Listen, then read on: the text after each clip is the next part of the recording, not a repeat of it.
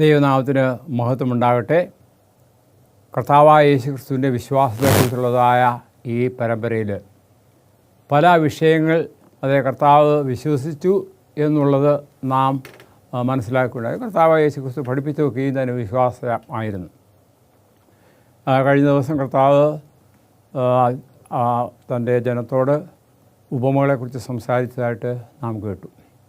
ഇന്ന് ദൈവത്തിൻ്റെ പരിശുദ്ധാത്മാവിനെക്കുറിച്ചുള്ള കാര്യങ്ങൾ കർത്താവ് പറയുന്നതിനെക്കുറിച്ചാണ് നാം ചിന്തിക്കുവാൻ പോകുന്നത്. അതിനു മുൻപായിട്ട് പരിശുദ്ധാത്മാവ് ആരായിരുന്നു? നമ്മൾ ദൈവത്തിൽ വിശ്വസിക്കുന്നു. അതായത് സാധാരണ ഉള്ള പറച്ചിൽ പിതാവായ ദൈവം, പുത്രനായ ദൈവം, പരിശുദ്ധാത്മാവായ ദൈവം. അപ്പോൾ ഈ പരിശുദ്ധാത്മാവിൻ്റെ പ്രവർത്തനങ്ങൾ അതിനെ പലപ്പോഴും പരിശുദ്ധാത്മാവിനെ നമുക്ക് കാണുവാൻ കൊണ്ട് സാധിക്കുകയില്ല. അതിൻ്റെ പ്രവർത്തനങ്ങൾ അതിൻ്റെ ഫലത്താൽ അറിയുന്നു. അല്ലെങ്കിൽ അത് ഇപ്പം ഉദാഹരണമായിട്ട് കർത്താവ് ഈ കാറ്റിനെ സാദൃശ്യീകരിക്കുന്നു. കാറ്റ് നമ്മുടെ മുന്നിൽ കൂടി കാറ്റടിക്കുന്നു. പക്ഷെ നമ്മൾ ദേഹത്ത് വന്നത് പതിക്കുമ്പോൾ, വലിയ ശക്തമായ കാറ്റടിക്കുമ്പോൾ വൃക്ഷലതാദികൾ അതിൻ്റെ നീക്കം കാണുമ്പോൾ കാറ്റ് ശക്തമായി അടിക്കുന്നു. അപ്പോൾ ഈയിടെയായിട്ട് നമുക്കറിയാം ഈ സൈക്ലോൺ എഫക്റ്റ്, ചുറ്റി കറങ്ങുന്നതായ കാറ്റ്, അതുപോലെ തന്നെ ഉഗ്രമായ കാറ്റിൻ്റെ വേഗത ഇത്ര മണിക്കൂർ അല്ലെങ്കിൽ ഇത്ര മിനിറ്റ് എന്നുള്ള വ്യവസ്ഥയിൽ കാലാവസ്ഥ നിരീക്ഷകർ പറയാറുണ്ട്. അപ്പോൾ അങ്ങനെയാണ് ഈ കാറ്റിൻ്റെ ശക്തിയെക്കുറിച്ച് നാം മനസ്സിലാക്കുന്നത്. കാറ്റ് വളരെ ശക്തിയാണ്.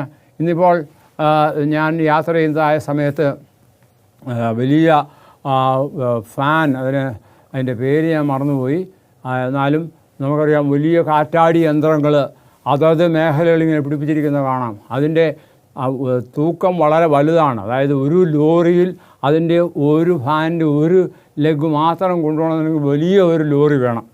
അപ്പം അങ്ങനെയുള്ള ഈ വലിയ കാറ്റാടി യന്ത്രങ്ങളുടെ ഫാൻ കറങ്ങുമ്പോൾ ഉണ്ടാകുന്നതായ ഊർജം കൊണ്ട് ഇലക്ട്രിസിറ്റി ഉണ്ടാകുകയും ആ ഇലക്ട്രിസിറ്റി കൊണ്ട് ഒരു പ്രദേശത്ത് കറണ്ട് കൊടുക്കുവാൻ തക്കവണ്ണം അല്ലെങ്കിൽ കറണ്ട് നൽകുവാൻ തക്കവണ്ണം ഇടയായിത്തീരുന്നുണ്ട്.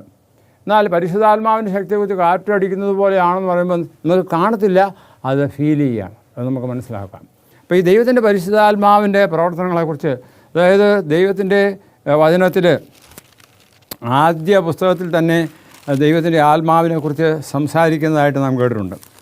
അതായത് സൃഷ്ടിപ്പിൻ്റെ, അതായത് ആദിയിൽ ദൈവം ആകാശവും ഭൂമിയും സൃഷ്ടിച്ചു. ഭൂമി പാഴായി ശൂന്യമായിരുന്നു, ആഴത്തിന്മേൽ ഇരുളുണ്ടായിരുന്നു, ദൈവത്തിൻ്റെ ആത്മാവ് വെള്ളത്തിന്മേൽ പരിവർത്തിച്ചു കൊണ്ടിരുന്നു. അപ്പോൾ ദൈവത്തിൻ്റെ ആത്മാവ് പ്രവർത്തിച്ചുകൊണ്ടിരുന്നു. പിന്നീട് നമ്മളിങ്ങനെ ആത്മാവിനെക്കുറിച്ച് എടുത്തു പറയുന്ന കാര്യങ്ങളൊന്നും പ്രത്യേകിച്ച് എടുത്തു പറയുന്നില്ല. എങ്കിലും ദൈവത്തിൻ്റെ ആത്മാവ് ഇങ്ങനെ പ്രവർത്തിച്ചു കൊണ്ടേയിരിക്കുകയാണ് മനുഷ്യ ഹൃദയങ്ങളിൽ.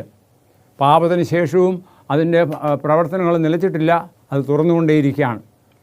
കാരണം പാപത്തെക്കുറിച്ചുള്ള ബോധം വരുത്തുന്നു എന്ന് പുതിയ നിയമത്തിൽ പറയുന്നുണ്ട്. പരിശുദ്ധാത്മാവ് കംഫർട്ടർ വരുമ്പോൾ, അപ്പോൾ ആ ഒരു പ്രവർത്തനങ്ങൾ അന്നുകൊണ്ട് ഇന്നുകൊണ്ട് ദൈവത്തിൻ്റെ പരിശുദ്ധാത്മാവാണ് നമ്മെ പാപത്തെക്കുറിച്ച് ബോധം വരുത്തുന്നത്.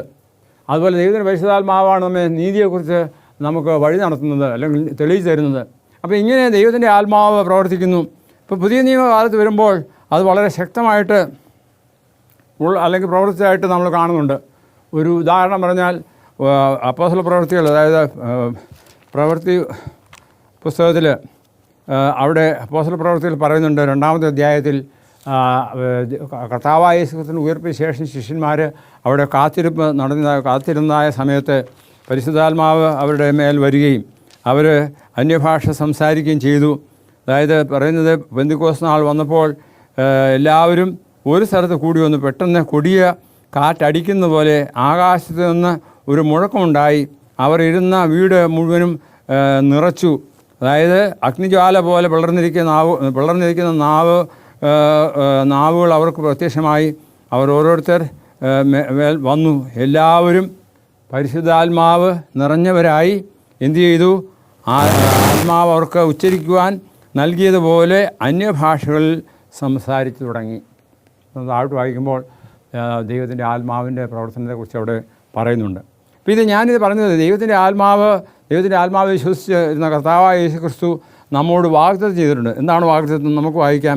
യോഹന്നാൻ്റെ സുവിശേഷം 16-13-14 വാക്യങ്ങൾ. യോഹന്നാൻ്റെ സുവിശേഷം 16. സത്യത്തിൻ്റെ ആത്മാവ് വരുമ്പോഴോ അവൻ നിങ്ങളെ സകല സത്യത്തിലും വഴി നടത്തും. അവൻ സ്വയമായി സംസാരിക്കാതെ താൻ കേൾക്കുന്നത് സംസാരിക്കുകയും വരുവാനുള്ളവൻ വരുവാനുള്ളത് നിങ്ങൾക്ക് അറിയിച്ചു തരികയും ചെയ്യും. അവൻ എനിക്കുള്ളതിൽ നിന്ന് എടുത്ത് നിങ്ങൾക്ക് അറിയിക്കുന്നതുകൊണ്ട് എന്നെ മഹത്വപ്പെടുത്തും. അപ്പോൾ ഇവിടെ ദൈവത്തിൻ്റെ ആത്മാവ് വന്ന് നമ്മെ എന്തു ചെയ്യും?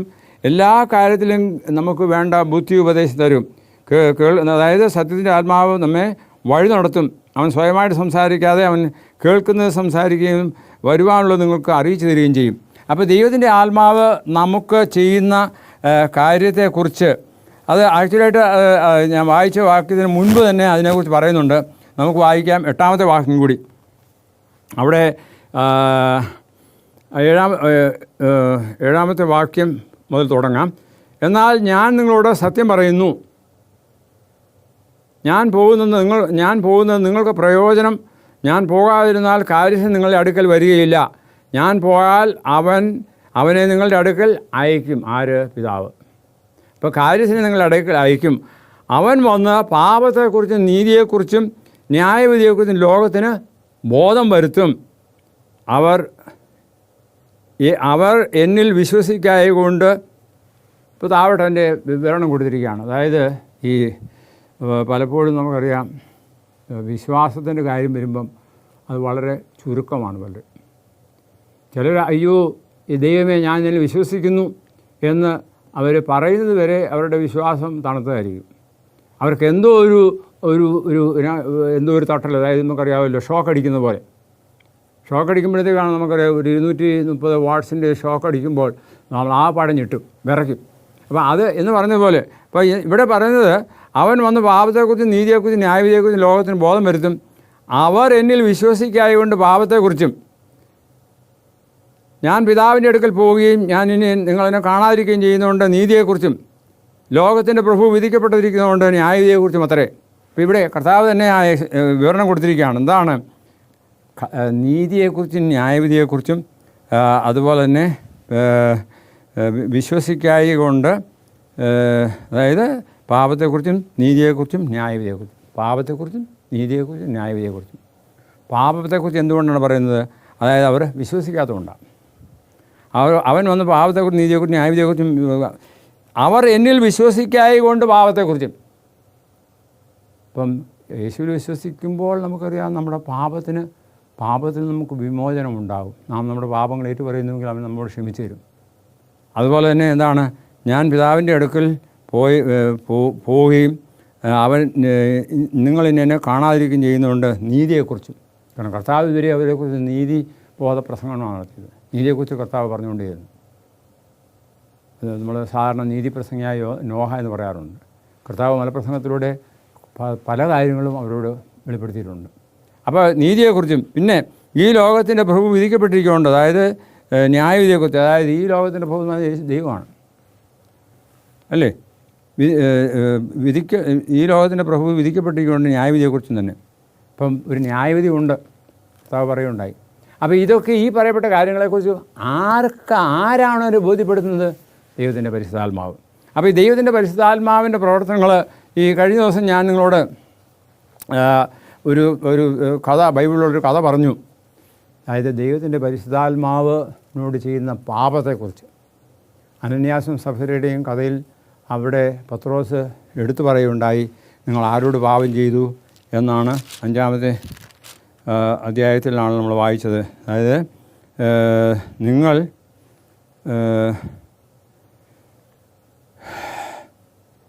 മനുഷ്യരോടല്ല, അതായത് അപ്പോസ്തല പ്രവൃത്തികൾ 5-ാമത്തെ അധ്യായത്തിൽ പറയുന്നത് മനുഷ്യരോടല്ല ദൈവത്തോടൊത്തരെ നിങ്ങൾ വ്യാജം കാണിച്ചത്.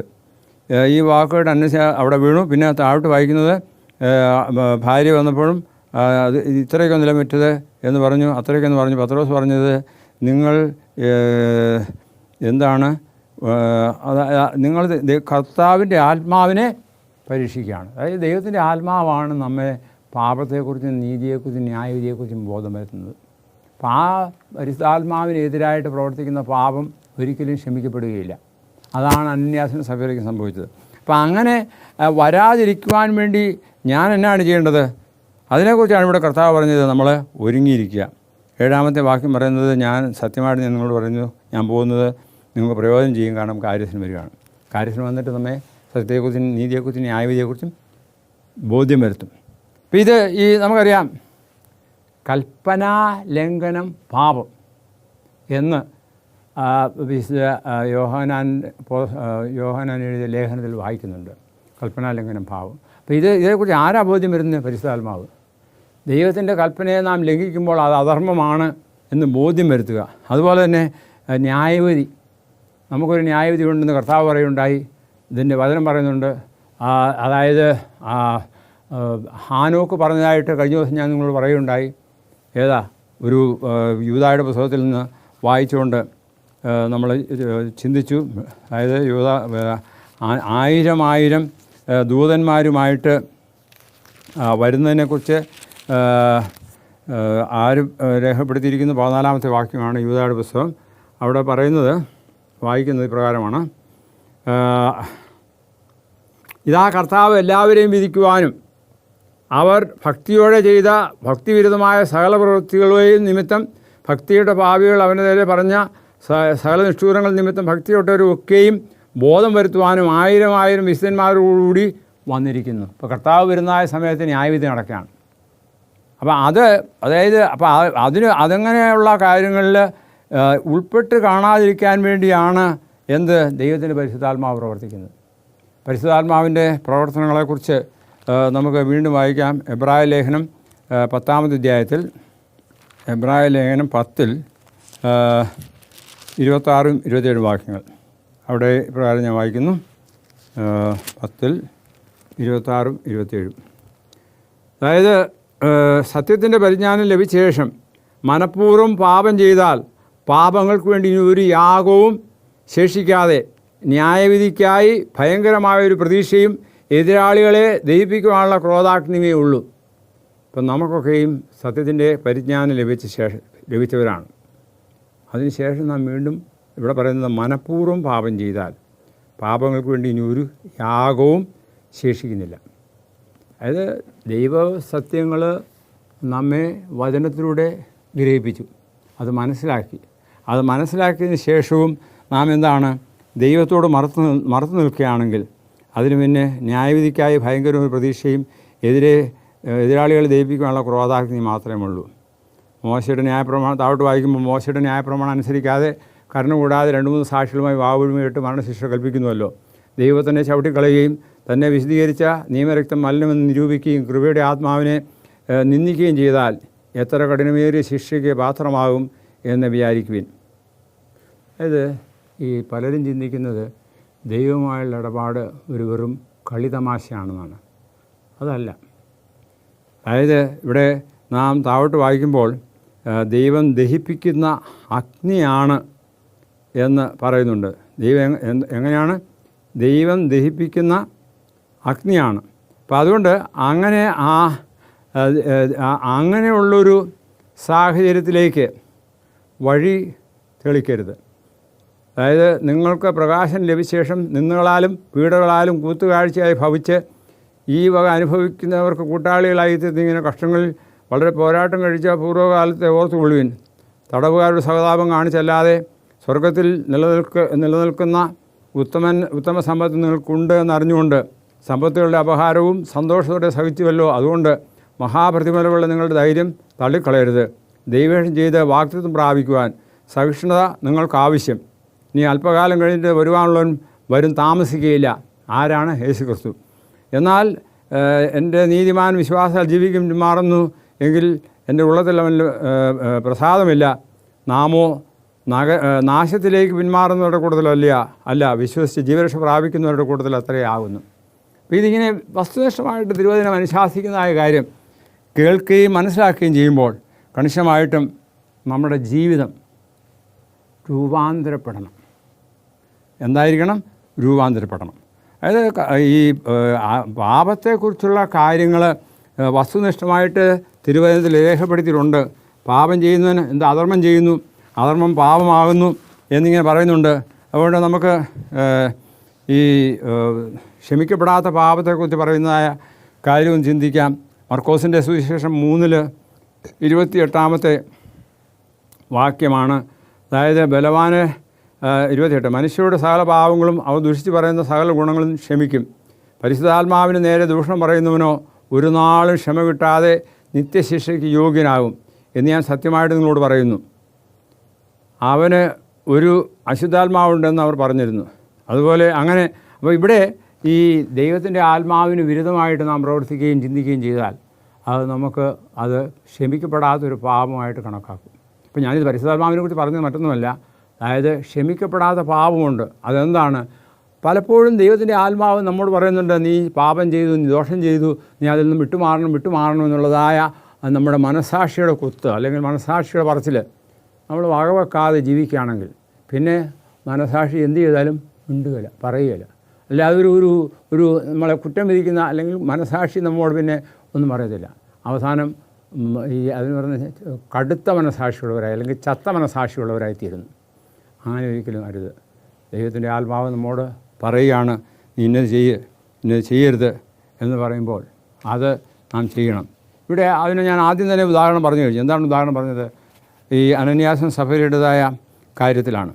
അതായത് ദൈവത്തിൻ്റെ ആത്മാവ് നമുക്ക് തന്നിരിക്കുന്നതായ ബുദ്ധി ഉപദേശം അത് നഷ്ടപ്പെടുത്തരുത്. അതായത് കർത്താവായ യേശു തൻ്റെ ശിഷ്യന്മാരെ പല കാര്യങ്ങളും പഠിപ്പിച്ചു. അത് തന്നോട് പറഞ്ഞു, നിങ്ങൾക്ക് ദൈവത്തിൻ്റെ ആത്മാവ് വരുമ്പോൾ എന്ത് ചെയ്യും? അവൻ നിങ്ങളെ എല്ലാ കാര്യത്തിലും പഠിപ്പിക്കും. അത് നമുക്ക് വായിക്കാം. അപ്പോസ്തല പ്രവൃത്തികളിൽ 1-ാമത്തെ അധ്യായത്തിൽ 18-ാമത്തെ വാക്യമാണ്.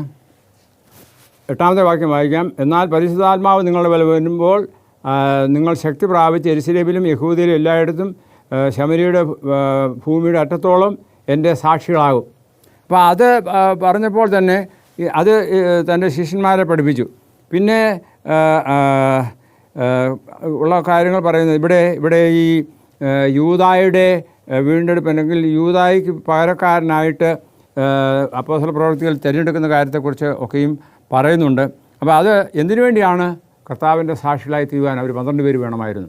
അത് മാത്രമല്ല, അപ്പോസ്തല പ്രവൃത്തി 2-ാമത്തെ അധ്യായത്തിൽ ദൈവത്തിൻ്റെ ആത്മാവ് വരുന്നതിന് മുൻപായിട്ട് ഈ 12 പേര് ശിഷ്യന്മാരെന്നുള്ളതായ വ്യവസ്ഥ അത് പണ്ട് കാലത്തെ പ്രവചനത്തിൽ വന്നിട്ടുള്ളതാണ്. അത് നിവൃത്തിയാകണം. അപ്പോൾ അത് നിവൃത്തിയാകുന്നതിന് വേണ്ടിയായിരുന്നു അവരെന്ത് ചെയ്തു?